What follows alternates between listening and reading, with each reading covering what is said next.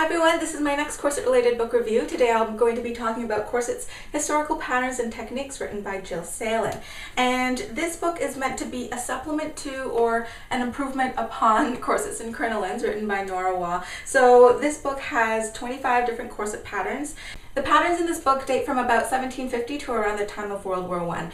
And there's a section in the start of this book, in the front of it, that actually explains how museum curators date corsets, even if it doesn't have a year written on it or a stamp or anything. And basically they can gain insight into when the corset was made by looking at its construction. So whether it was hand sewn or machine sewn, whether it was hand sewn eyelets in the back, or if it had metal eyelets in the back, if it had a single wooden busk in the front or a split busk.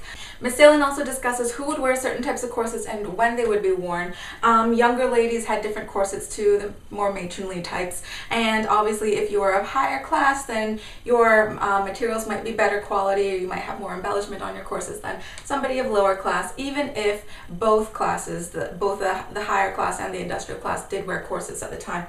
Also, a proper lady would have several corsets, one worn for daytime, one worn for boudoir purposes, one worn for sports if you're getting into the later 1800s when women were allowed to start playing sports, and one very tight, very elaborate one to wear under ball gowns for special occasions.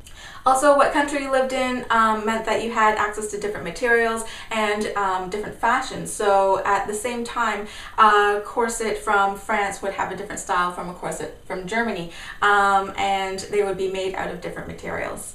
One point that Ms. Salen makes that is actually pretty important is that what you see in the museums is not necessarily representative of the norm of the time. So if you think about what you keep in your closet, the clothes that last the longest, the ones that you take the best care of, those are the ones that are saved for special occasions. They have sentimental value. They might be really expensive. So, you know, your wedding gown, your prom gown is probably, you know, tucked away a little bit more safely than your everyday clothes. And you might have some clothes that you grew out of and you're trying to shrink back into. So it's basically the same for a lot of women in the 18th and 19th centuries at the time.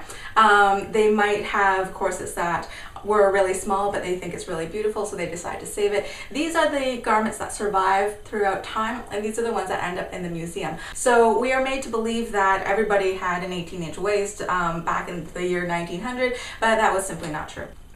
The actual meat of this book is the 25 patterns included in here. For every pattern, there's a full color photo of the corset, and including the one on the front here. This is the red and black lasting corset, so you do get the pattern for this one.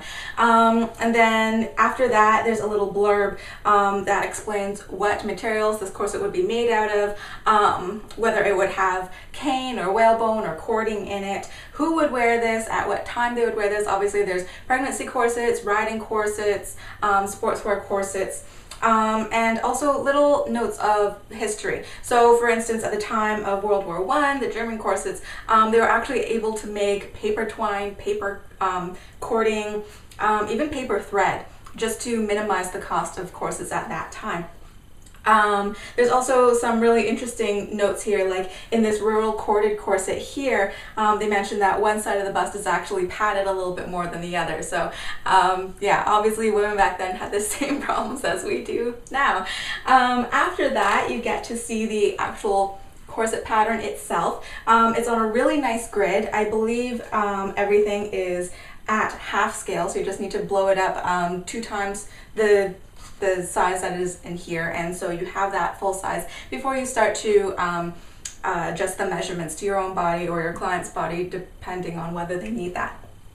On the patterns, it also marks out where the cording would be, where the boning channels would be, the placement of the eyelets. It has balance marks or notches for some of us other people, so you know which panels are supposed to be sewn where, and also the grain line and other little notes like gusset placement and whatnot. So this is very convenient. I do like the patterns in this book a lot better than the ones in Corsets and Crinolines by Nora Waugh. They're different patterns, completely different patterns. So it's not like you're going to be getting any repeats from one book to the other, but I just find the grid and the diagrams on these patterns to be more convenient, easier to understand. And after the section with the patterns, it gives you 2 projects. So you can do a corset from 1790, or you can do a corset from about the year 1900, and they're completely different techniques. The one from 1790 is all hand sewn, hand stitch eyelets. The one from 1900, machine sewn, obviously. And it just gives you step-by-step instructions on how to do each one, although you do have to have a working knowledge of basically how to put a corset together. That's the big thing.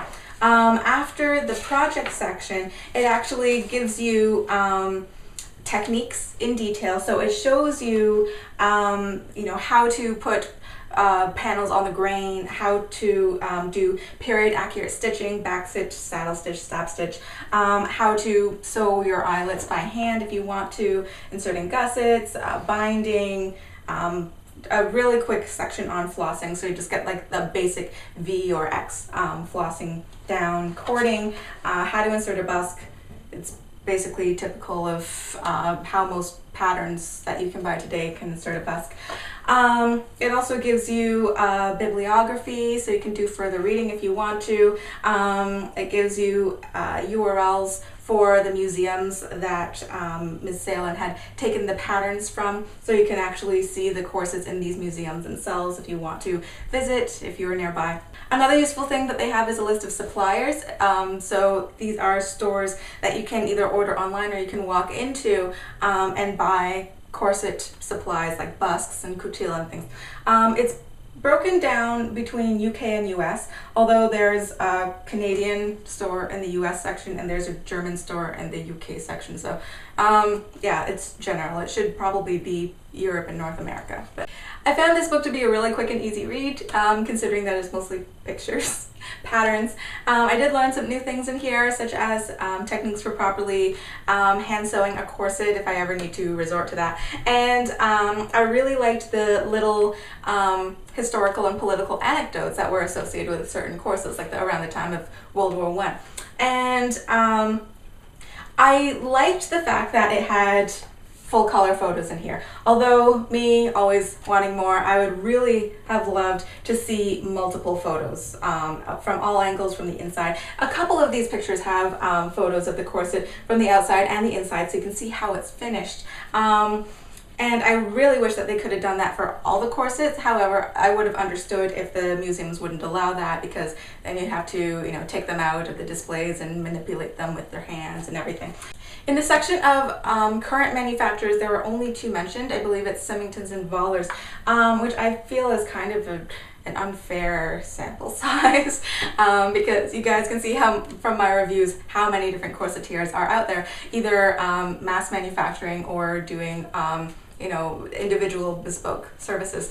So I think that could be beefed up quite a lot, although Symington's and Vollers are probably the 2 companies that Ms. Salen are most familiar with. And the last thing I'm going to say about this is even though I found the patterns really clear in here, and even though there are step-by-step instructions for 2 different projects in the back, it's not spoon-fed to you. So you do have to have a working knowledge of how to sew in the first place, and it would be useful to know how to sew a corset in the first place and be comfortable sewing things when you don't have instructions for every single step right out in front of you. So that's the one thing that I am going to say about this. But apart from that, I think this is a really good resource.